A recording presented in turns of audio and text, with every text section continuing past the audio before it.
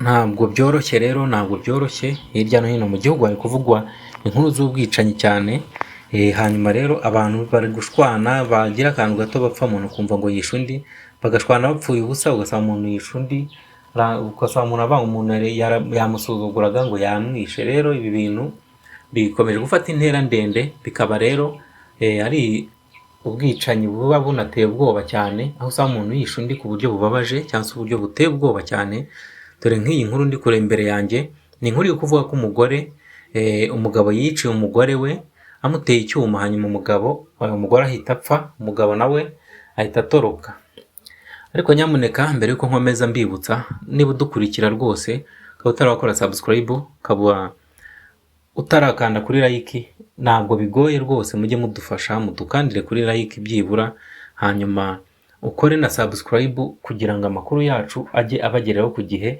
Amakuru yacu mujye muyabona akigezweho. Hari ukuntu uza ugasanga inkuru, umuntu akakubwira inkuru y'ibyabaye ejo bundi, yabaye umuranzi, ariko twebwe turagerageza inkuru igezweho ako kanya tugahita tuyibagezaho, kuko nicyo tubereyeho. Namwe rero mujye mudufasha rwose, mukore ibyo musabwa, biba byoroshye, hanyuma tujye twibanira neza, dukomeze twagura n'umuryango wa Rwanda Burundi Update. Hanyuma rero tukivuga kuri ibi by'ubwicanyi rwose, ni umugabo ngo witwa Umaze Kabiri, akaba ari umugabo wari unakuzemo, ufite imyaka 44, ariko ntiyari na mukuru, by the way urebye yari akiri muto, imyaka 44 y'amavuko. Akaba yaratuye mu karere ka Kicukiro ho mu mujyi wa Kigali. Akaba rero ari gushakishwa n'inzego z'umutekano nyuma yo kwica umugore we, wo bita umubyeyi Marie Chantal w'imyaka 37. Urumva yarushaga umugore w'imyaka 7 y'amavuko. Rero uyu mugabo ngo yamaze kumwica ahita atoroka. Ibi bintu sinzi bigenda bifata intera ndende, kuko urebye nk'ejo bundi twabagejeho amakuru, tubagezaho inkuru yaho mu karere ka Rwamagana umugore yiyiciye umugabo amuteye icyuma, nabwo amwica. Icyo cyuma ngo yari yakiguriwe n'umugabo, umugabo ari unashaje, nyine nabonaga ari umusaza, ngo akaba yari yaramusezeranyije ko bazibanira. Hanyuma nk'uko abana bagiye batanga ubuhamya bw'uwo mubyeyi, bavuze yuko ngo yaragiye amara iminsi kuri uwo musaza, aza yasinze. Ageze mu rugo rero atangira gutongana n'umugabo, umugabo umubaje aho yari ari, umugore atangira gutongana. Hanyuma ari nabwo bahise bafatana bararwana, kuri ibyo umugore yari yabipanze ko yazamukanye icyuma yaguriwe n'uwo musaza, ni ibintu yari yapanze, byanze bikunze urumva yabikoze ku bushake. Hanyuma umugore abateye icyuma umugabo ako kanya mu nda, umugabo agwa aho ngaho. Rero ibi bintu sinzi, ubwo kandi uko yaburanaga, ku ruhande rwe hari undi mugabo nanone wiyiciye umugore n'umwana we, yaranihekuye, yica umugore amukubita isuka. Abonye umugore apfuye ahita akubita n'umwana isuka. Ngo umugore ngo bajyaga bashwana, ngo yamuha amafaranga ntiyayakoresha, ntiyayamusubiza. Hanyuma ngo niko gufata isuka aramukubita aramwica. Twagiye tubibagezaho ku buryo burambuye. Abo rero baje guhanishwa nabo igifungo cya burundu, ubwo bakaba bagiye gukora uburoko ku buzima bwabo bwose. Ibi bintu bikaba ari ibintu rwose byo kwibazwaho cyangwa se byo gushakirwa umuti, aho usanga abashakanye bakundanye, uzarebe iyo umuntu agiye kubana n'undi barateretana, akamugendaho, umwe ugasanga umwe ntari kwemera undi agahatiriza, ariko umwana w'abandi wamugeza mu rugo, ejo ugasanga uramwishe. Cyangwa se umwana w'abandi yakugeza mu rugo ngo mugiye gushinga urugo rwanyu, ugasanga uramwivuganye. Ibintu rero byo kugawa, ibintu bitari byiza na gato, ibintu bikwiriye gushakirwa igisubizo kirambye. Sinzi ukuntu bizagenda. Uyu rero dore wishe umugore we, ngo bikaba byabaye mu rukerera rwo kuwa gatatu, ubwo hari ejo mu rukerera rwose, aho hari ku itariki ya 1 Mata 2026 mu mudugudu wasanga mu kagari ka Mbabe, ni mu murenge rero wa Masaka ho mu karere ka Kicukiro, birumvikana ni mu mujyi wa Kigali. Ubu rero abaturanyi ba nyakwigendera bakaba bavuga ko uyu muryango wabanaga mu buryo bwemewe n'amategeko, kuko umugabo ngo yari n'umwinjira kwa Chantal. Ni nyuma yo gushaka ari abagore babiri bose bananiranwa. Umugabo yashatse umugore wa mbere biranga, ashaka uwa kabiri biranga. Ibyo muri iki gihe mbona ari ibisanzwe, nta birenze. Gusa byibura niba ananiranwa nabo babiri, yari kuba urumva ni ibintu byari bisanzwe, yari kureka uwa gatatu nawe wenda bakananiranwa bisanzwe akigendera, dore ko yari yaranamwinjiye, byaruta aho kugira ngo ajye gufata umuntu Imana yaremye igashyira ku isi utazi impamvu, hanyuma umufate urupfu rwe urwihutisha umwambura ubuzima ako kanya. Ni ibintu bibabaje cyane. Abaturanyi rero bakomeje bavuga yuko uwo mugore yari yarinjiye ari we babanaga, akaba ngo yari uwa gatatu. Ni nyuma yo gushaka rero uwa mbere muri 2009 bakaza gutandukana, hanyuma ngo nka nyuma y'imyaka 6 cyangwa se 7 ngo bamaze kubyarana abana 3, ngo bahise batandukana. Ashaka undi wa kabiri nawe babyarana abana 2, nyuma nibwo nawe ngo batandukanye, ahita aza kubana n'uyu Chantal, aza nk'umwinjira. Ubu bari bafitanye rero umwana umwe. Tekereza nawe umuntu kukwizera akakuzana mu rugo, yakugeza ugahita umwambura ubuzima. Sinzi ikintu mwamupfa. Njye nakwinjiye nanakwigendera, n'undi simba njye ndumva nta biba birenze rwose, nakwigendera nakwihorera. Bakomeza bavuga ko intandaro y'urupfu rwa nyakwigendera yatewe n'amakimbirane yagiranaga n'umugabo we, ngo ndetse aranatabaza, ariko abatabaye bahageze basanga nta muntu uvuga. Bakeka ko ayo makimbirane bari bafitanye yaba yahagaze. Bya bindi bavuga ngo ibintu by'umugore n'umugabo ntiwabimenya. Hari igihe abantu bashwana, nanjye hari ahantu nzi umugabo n'umugore bajyaga bashwana bakarwana, induru zikavuga, ariko nyuma ugasanga biyunze. Wajya n'ikintu kibi uvuga kuri uwo mugabo, umugore agahita abimubwira, akavuga ati runaka uzi ko yavuze gutya cyagiye twashwanye, uzi ko yari kumbwira gutya. Rero bimwe bavuga ngo ntawe wivanga mu by'umugore n'umugabo. Bamwe baraje bagira ngo amakimbirane yarangiye, ariko kumbi ngo hari uwaje kuza ntiyashira amakenga, aravuga ati aha hantu ngomba kuhava amenya ibyari byamenye, n'abari mu nzu cyangwa se bagiye bayivuyemo.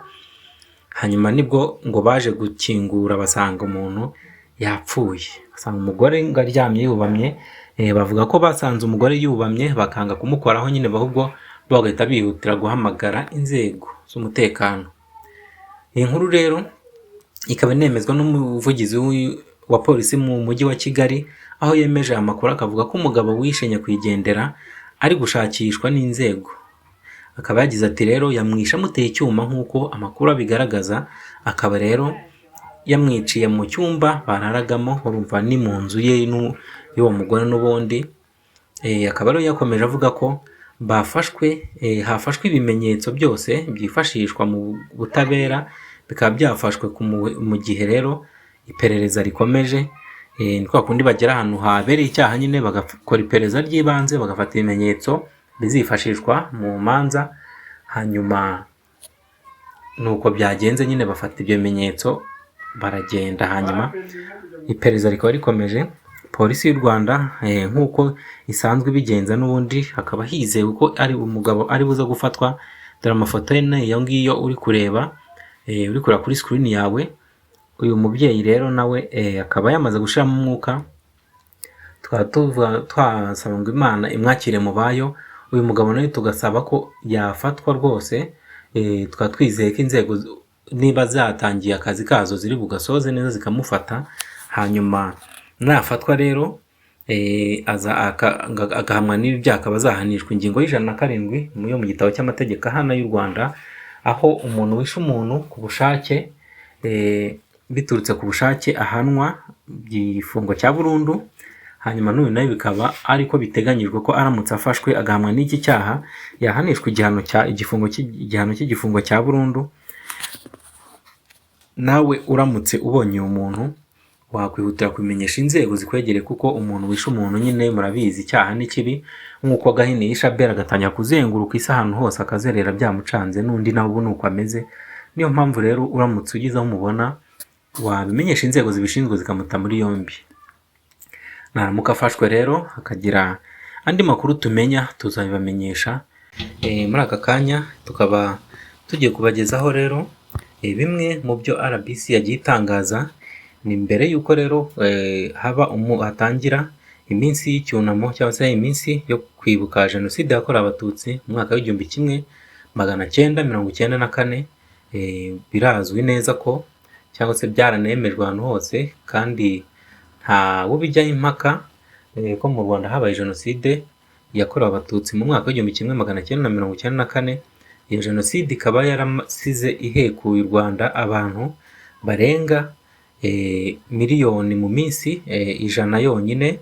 Rero ikigo RBC cyo kikaba kirimo gutangaza ko mu mwaka ushize wa 2025 abantu barenga 2666 bose bahuye n'ihungabana mu bikorwa byo kwibuka ku nshuro ya 31, aho twibukaga ku nshuro ya 31 nabwo jenoside yakorewe abatutsi.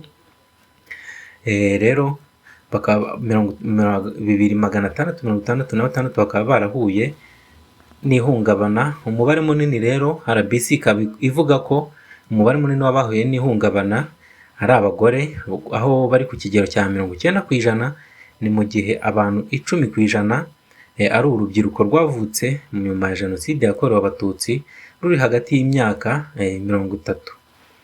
Rero ni hagati y'imyaka 18 ndetse na 30, mbabarire.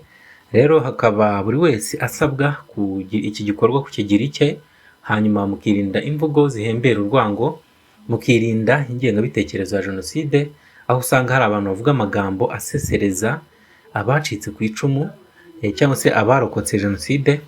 Ugasanga hari abantu bafite imvugo mbi, mu gihe rero ni mu gihe wa wundi wayirokotse hari imvugo yumva, namwe murabyumva, zikamusesereza, kamubabaza cyane, cyangwa se ugasanga bishobora kumusubiza, gutuma ubwonko bwe busubira inyuma, bugasubira mu bihe yahozemo, akasa naho ari kubibona ako kanya.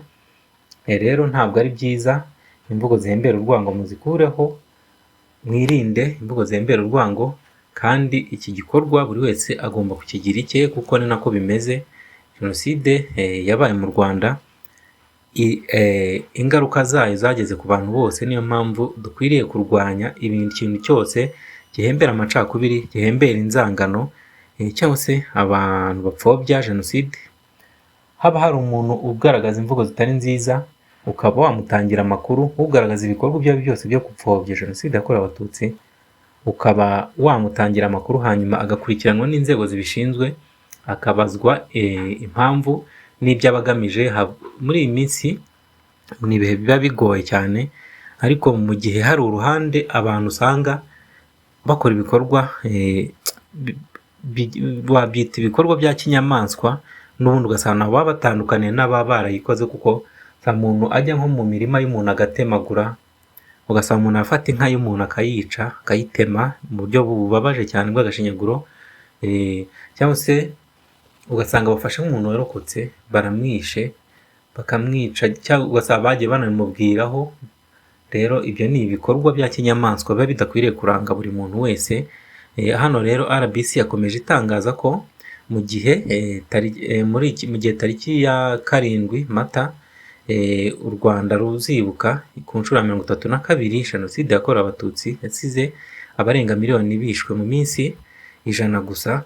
Rero ikaba rero atari byiza ko hakongera kugaragara umubare munini w'abantu bahahamuka cyangwa se bahura n'ihungabana. Tukabirwanya twivuye inyuma, aho kugira ngo usange umuvuga imvugo mbi, ahubwo icyiza wegera uwacitse ku icumu cyangwa se uwayirokotse, ukamuganiriza, ukamuhumuriza, ukamwereka ko wifatanyije nawe mu bihe bigoye. Ntabwo biba byoroshye rwose, ko ni imyaka myinshi ishize twibuka, cyangwa imyaka igera muri 30 iba ari imyaka myinshi. Rero uba ugomba kumenya ukuntu ubana n'umuntu wayirokotse, ukamuhumuriza, ukamuba hafi, ukamwereka ko mwifatanyije mu bihe bibi bigoye aba arimo. Rero mukomeze kwihangana, mukomeze kugubwa neza, turi kumwe, turakomeza tubakurikiranira, tuzakomeza tubakurikiranira muri iyi minsi ibikorwa byo kwibuka uko biri gutegurwa, uko bizagenda biba tuzagenda tubibabwira.